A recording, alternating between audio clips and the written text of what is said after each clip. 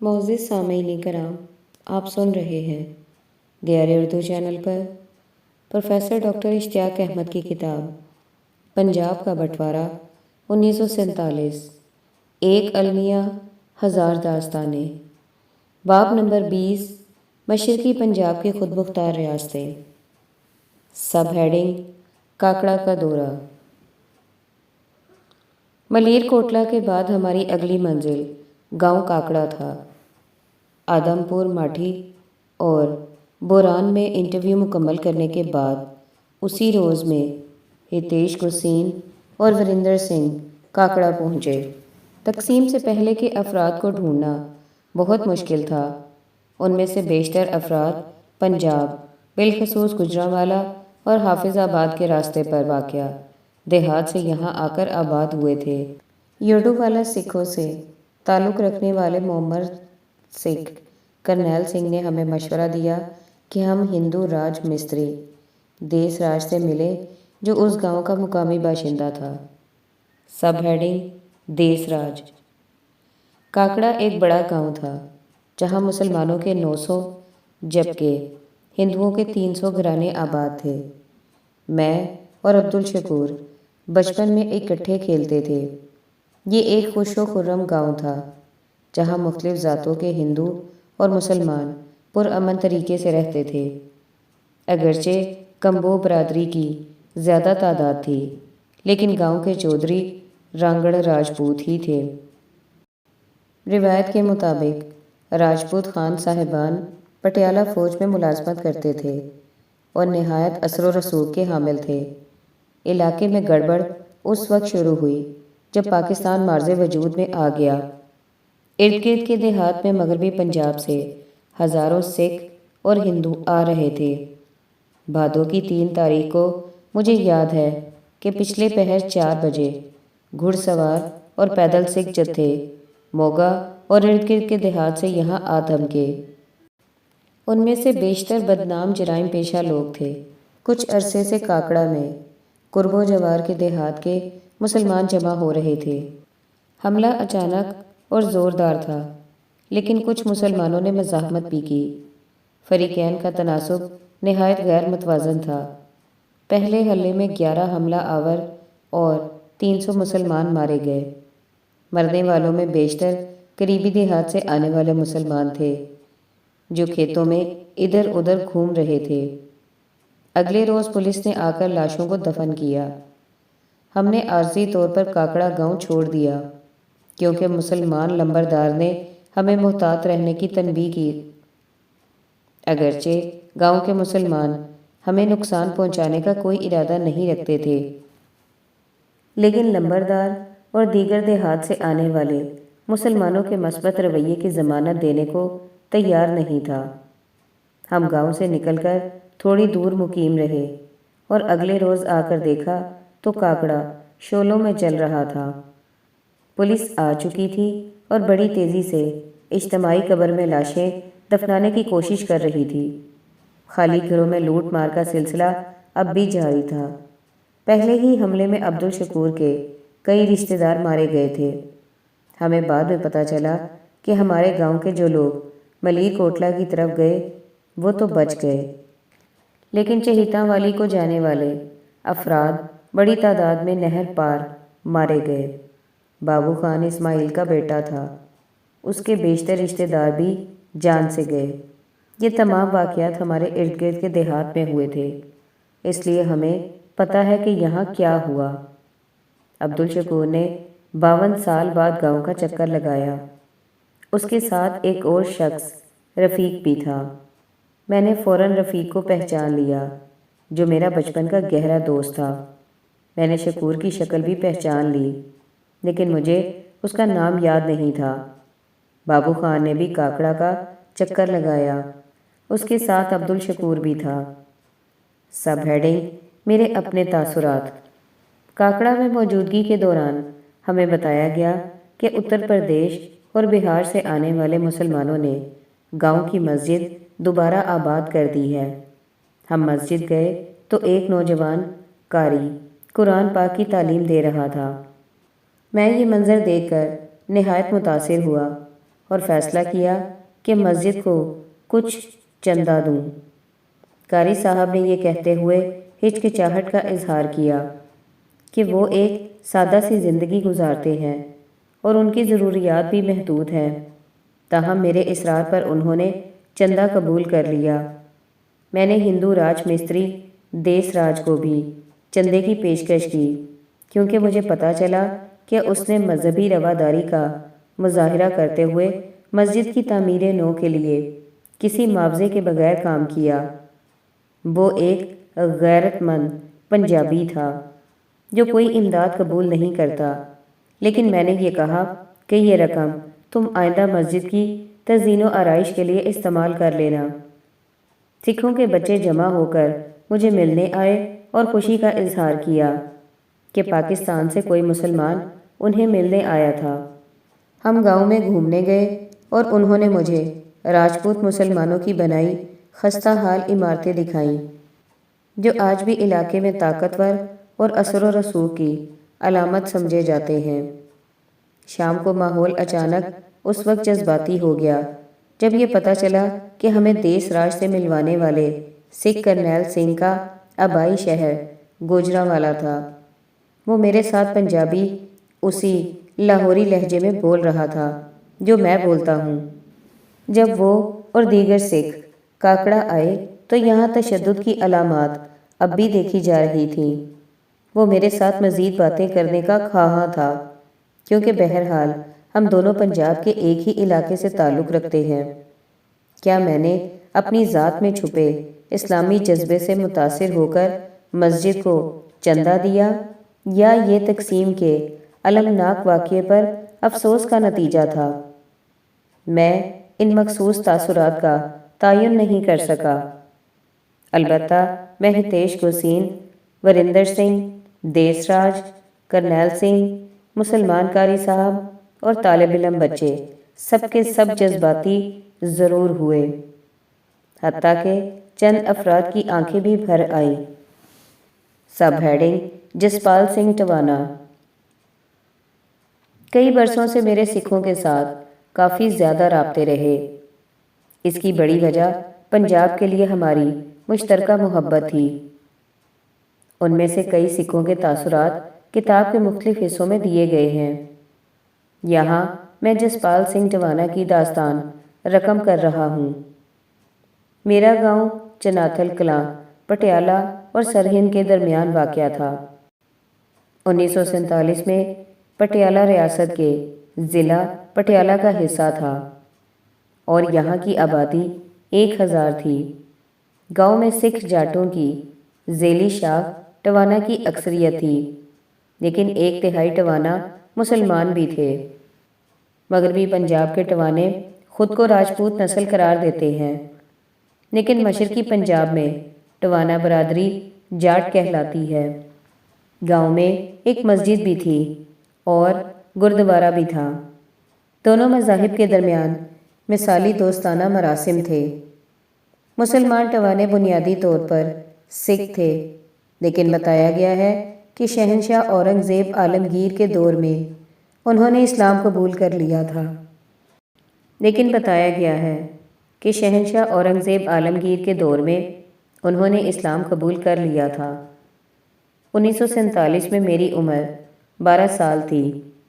مجھے اچھی طرح یاد ہے کہ جب فسادات شروع ہوئے تو میرے دادا سردار سمپورن سنگھ ٹوانا کی قیادت میں گاؤں کے بڑے کس طرح مسلمانوں کی مدد کے لیے آگے بڑھے۔ گاؤں کے وسط میں بنگلہ میں حکمت عملی کا فیصلہ کرنے کے لیے اکٹھ ہوا۔ گاؤں کے بزرگ چاہتے تھے کہ مسلمانوں کو کوئی گزند نہ پہنچے، کیونکہ ٹوانے ہماری برادری کے ہی بھائی تھے۔ لیکن نوجوان مشرقی پنجاب میں سکھوں کے ساتھ مظالم پر سیکھ پا تھے۔ ان کی نظریں دراصل مسلمانوں کے مویشیوں اور املاک پر تھیں۔ ہر گزرتے دن کے ساتھ قرب و جوار کے دیہات کا دشمن پر حملے کے لیے دباؤ بڑھتا جا رہا تھا۔ فسادات کی خبریں ادھر ادھر گردش کر رہی تھیں۔ ایک روز ترکھیڑی گاؤں کے سردار لال سنگھ کی قیادت میں مسلح جتھا ہمارے گاؤں کے قریب نمودار ہوا۔ یہ لوگ مسجد مسمار کرنا چاہتے تھے۔ ہمارے بزرگوں کے مشورے پر انہوں نے مسلمانوں کو قرآن کے نسخوں سمیت مقدس اوراق نکالنے کی اجازت دے دی۔ یہ شرپسند سیمنٹ سے بنی مسجد کے محض مینار ہی مسمار کر سکے، تاہم انہوں نے کسی مسلمان کو جسمانی طور پر کوئی نقصان نہ پہنچایا۔ قریبی دیہات میں مسلمانوں کی املاک کی لوٹ مار کی جا رہی تھی۔ بیرونی حملہ آوروں کی نظریں ہمارے گاؤں کے مسلمانوں پر بھی تھیں۔ ہم کسی بھی روز ان پر حملے کی توقع کر رہے تھے۔ صورتحال کی نزاکت محسوس کرتے ہوئے بنگلہ میں ایک بار پھر اجتماع ہوا۔ نوجوان سکھ مسلمانوں کو نکال باہر کرنے اور جائیداد ہتھیانے کے در پہ تھے، لیکن بڑوں نے مسئلے کا ایک اور حل بتایا۔ انہوں نے کہا کہ وہ مسلمانوں سے کہیں گے کہ وہ سکھ ازم قبول کر لیں، بصورت دیگر بیرونی حملے کے لیے تیار رہیں۔ میراثی مسلمان تو بے چوں چرا اسلام چھوڑنے پر آمادہ ہو گئے، کیونکہ انہوں نے کہا کہ ان کے بڑے مردانہ صاحب گرو نانک کے قریبی ساتھی تھے۔ اپنی زندگی کو لاحق خطرات کے پیش نظر دیگر مسلمان بھی سکھ مذہب قبول کرنے پر آمادہ تھے، لیکن سکھوں کے نوجوان اور غیر ذمہ دار عناصر کو اب بھی تحفظات لاحق تھے۔ انہوں نے دعویٰ کیا کہ صورتحال معمول پر آنے کے بعد یہ لوگ دوبارہ مسلمان ہو جائیں گے، اس لیے تبدیلی مذہب کی تقریب میں انہیں سور کا گوشت ہر حال میں کھانا پڑے گا۔ اس طرح یہ لوگ ہمیشہ کے لیے دائرہ اسلام سے باہر ہو جائیں گے۔ چنانچہ ایک مسلمان سے خنزیر ذبح کرنے اور کاٹنے کے لیے کہا گیا، پھر گوشت پکا کر انہیں پیش کیا گیا۔ ان میں سے کئی نے مکروہ گوشت کھا کر الٹی کر دی۔ مجھے یقین نہیں کہ کسی مسلمان نے گوشت کھایا ہوگا۔ یہ ایک کریہ منظر تھا۔ جیسے ہی یہ خبر پھیلی کہ گاؤں چناتھل میں ایسے مسلمان محفوظ و مامون ہوں گے جو سکھ مذہب قبول کر لیں، تو کئی مسلمان خفیہ مقامات سے نکل کر ہمارے گاؤں میں آ گئے۔ ایک غریب آدمی نے 3 روز سے کچھ نہیں کھایا تھا اور گنے کے کھیت میں روح پوش تھا۔ ہمارا گردوارہ ایک چھوٹے ریلیف کیمپ میں تبدیل ہو گیا تھا۔ کسی کو جان سے نہ مارا گیا، بس فتح محمد فتح سنگھ اور فقیریہ فقیر سنگھ بنا دیا گیا۔ یہ لوگ نیلی پگڑی پہنتے تھے اور چھوٹی سی کرپان ان کے کندھے پر لٹکی ہوتی تھی۔ ایک روز یہ پتہ چلا کہ فتح سنگھ کو حجام کی دکان پر کچھ بال منڈواتے دیکھا گیا ہے، جس پر فتح سنگھ اور دونوں ہندو حجاموں کو گردوارے میں طلب کر لیا گیا۔ انہوں نے اپنی غلطی تسلیم کر لی، جس پر سکھ مہنتوں نے انہیں چھوٹی سی سزا دی، تھوڑا سا جرمانہ کیا، یعنی ہر صبح گوربانی سکھوں کا مقدس کلام سننے آنے والے افراد کے 7 روز تک جوتے صاف کرنا اور گندے برتن دھونا۔ ہمیں بتایا گیا کہ یہ بہت ہلکی سزا تھی، کیونکہ سکھ مہنت ایک نیک انسان تھا۔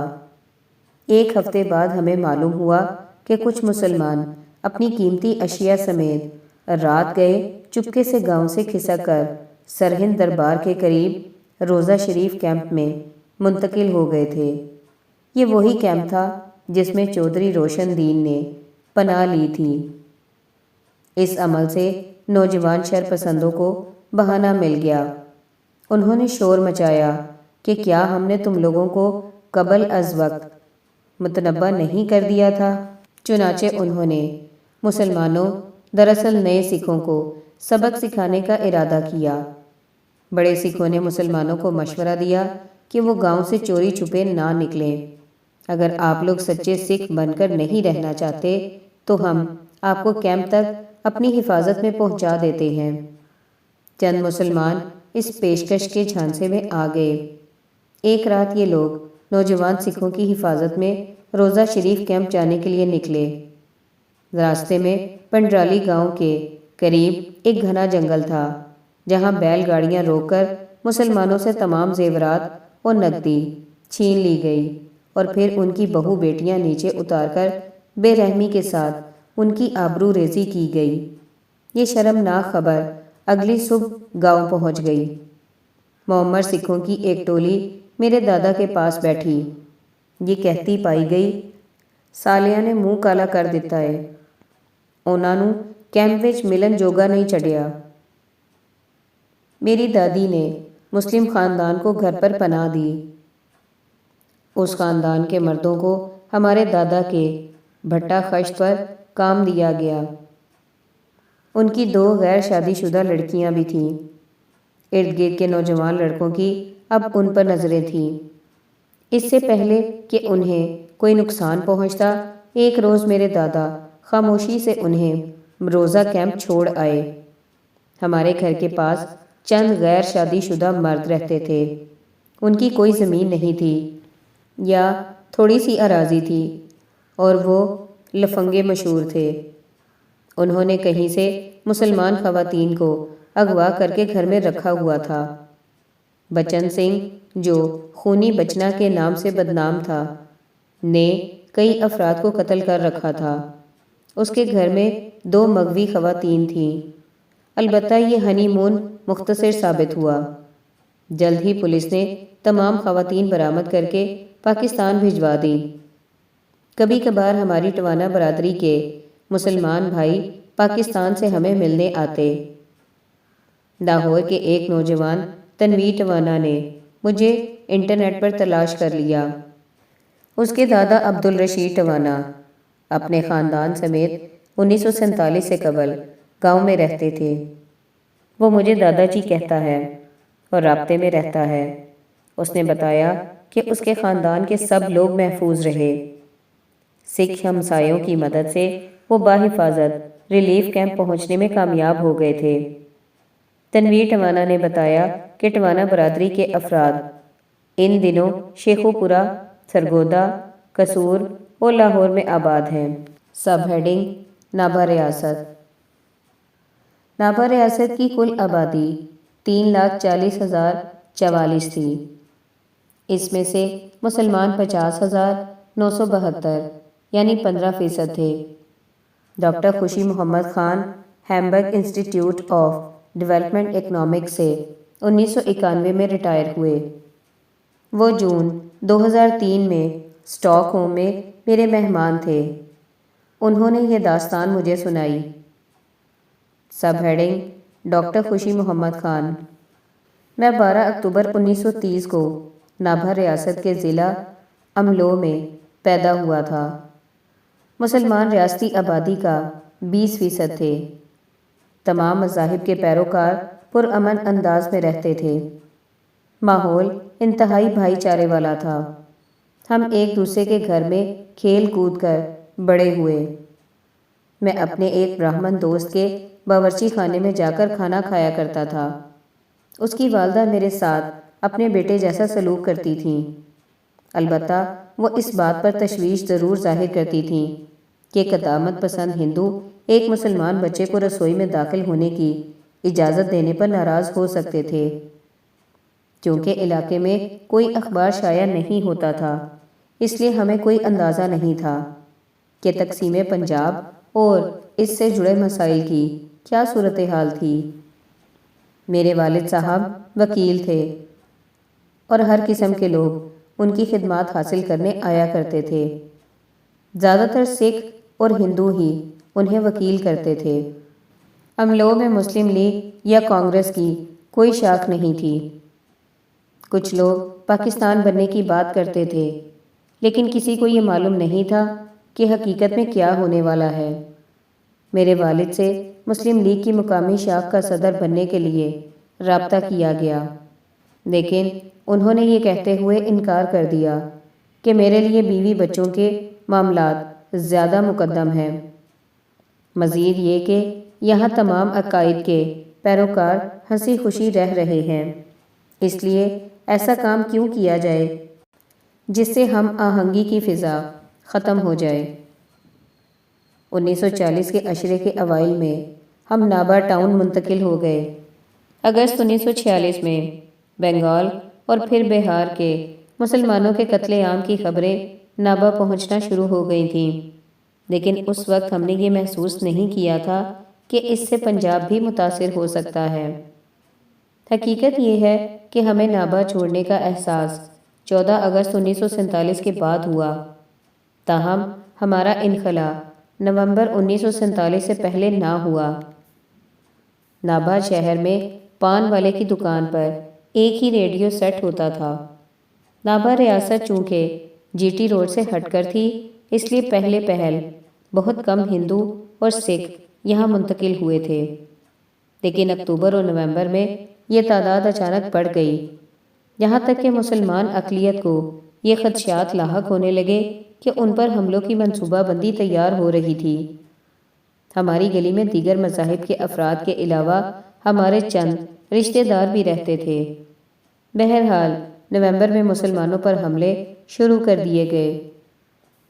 ہم نے نومبر میں رخصتی کا فیصلہ کیا کیونکہ میری والدہ نے احتجاج کیا کہ آئے روز ارد گرد کے دیہات پر مسلمانوں پر حملوں کی خبریں آ رہی ہیں، اور اگر یہاں سے نہ نکلے تو ہم بھی خون ریزی کا نشانہ بن سکتے تھے۔ چنانچہ میرے والد نے نابا شہر کے ناظم میئر سے رابطہ کیا، جو ایک سکھ اور میرے والد کا کلاس فیلو رہ چکا تھا۔ اس نے مشورہ دیا کہ فی الوقت آپ لوگ نابا قلعے میں پناہ لے لو۔ وہ خود بھی وہاں رہ رہا تھا، جبکہ ضلعی پولیس افسر اور میڈیکل افسر بھی قلعے میں ہی مقیم تھے، لیکن والد صاحب نے املو میں ہی اپنے آبائی گھر میں قیام جاری رکھنے کو ترجیح دی۔ ایک اور کلاس فیلو، غالباً اس کا نام پرتاپ سنگھ تھا اور وہ مقامی بس سروس کا مالک تھا، نے میرے والد کو خبردار کیا کہ اکالی سکھ حملوں کی منصوبہ بندی کر رہے تھے، اس لیے آپ لوگ اگلی صبح یہاں سے نکل جائیں۔ اس نے ہمیں بحفاظت پناہ گزین کیمپ تک پہنچانے کا وعدہ کیا۔ میرے والد نے بات مان لی اور اگلی صبح ہم کسی کو بتائے بغیر روانہ ہو گئے۔ یہ علل صبح کا وقت تھا، ہمارے پاس بمشکل کوئی سامان تھا۔ نابا شہر جاتے ہوئے راستے میں تلوار بردار اکالی سکھوں نے ہمیں روکنے کی کوشش کی، لیکن پرتاپ سنگھ نے بچ بچا کر ہمیں نابا کیمپ پہنچا دیا۔ ہمارے کئی رشتہ دار پہلے ہی وہاں تھے۔ میرے والد کچہری گئے، جہاں ان کے اسسٹنٹ میاں عبداللطیف، جنہوں نے حال ہی میں پریکٹس شروع کی تھی، نے بتایا کہ نابا کے حکمران نے حکم دیا ہے کہ نابا شہر میں کسی پر حملہ نہیں کیا جائے گا، تاہم دیہی علاقوں میں حملے کیے جا سکتے ہیں۔ نومبر کے شروع میں نابا سے ایک قافلہ روانہ ہوا اور ہمیں پاکستان پہنچنے میں 10 روز لگے۔ قافلے میں 1 لاکھ کے قریب افراد ہوں گے، اگرچہ کئی مقامات پر خطرے کی گھنٹی بجی، لیکن ہمارے قافلے پر کہیں حملہ نہیں کیا گیا تھا۔ رات کو کوئی سو نہیں سکتا تھا، کئی افراد راستے میں ہی انتقال کر گئے۔ پاکستانی فوج کی بلوچ رجمنٹ کے دستے چونکہ ہماری سیکیورٹی پر فائز تھے، اس لیے ہم محفوظ رہے۔ ہم لوگ قصور بارڈر سے پاکستان پہنچے، کیونکہ واگا اٹاری سرحد نہایت پر خطر تھی۔ جلد ہم گوجرانوالا آ گئے۔ میرے والد، جن کی نابا میں زبردست پریکٹس تھی، وہ یہاں کے انگریزی تعلیم یافتہ وکیلوں کا مقابلہ نہ کر سکے، چنانچہ انہوں نے ضلع کچہری کے باہر عرض نویسی کے طور پر کام کرنے کا فیصلہ کیا۔ وہ اکثر اپنے آبائی علاقے نابا کو یاد کرتے اور فارسی کا یہ شعر پڑھتے تھے کہ میرے اپنے وطن کا کانٹا دیار غیر کے پھولوں سے بہتر ہے۔ میں 1963 میں جرمنی آ گیا اور وہاں سے نابا میں اپنے پرانے اسکول سے رابطے کی کوششیں شروع کی۔ دوسری طرف سے بڑی گرم جوشی سے جواب دیا گیا، لیکن مجھے 1979 سے پہلے نابا جانے کی اجازت نہ مل سکی۔ جب میں وہاں پہنچا تو لگا کہ پورا شہر میرا استقبال کرنے کو امٹ آیا تھا۔ مجھے کئی گھروں میں کھانے پر مدعو کیا گیا۔ شہر میں مسلمان قصابوں اور رنگ سازوں کا ایک خاندان بدستور مقیم تھا، کیونکہ لوگوں کو ان کی خدمات کی ضرورت تھی۔ اب میں باقاعدگی سے نابا جاتا ہوں اور ایک ایک ماہ وہاں قیام کرتا ہوں۔ میں اپنے برہمن دوست اشونی کمار شرما کے گھر میں رہتا ہوں۔ ان کی اہلیہ اور بچے میرا بہت خیال رکھتے ہیں۔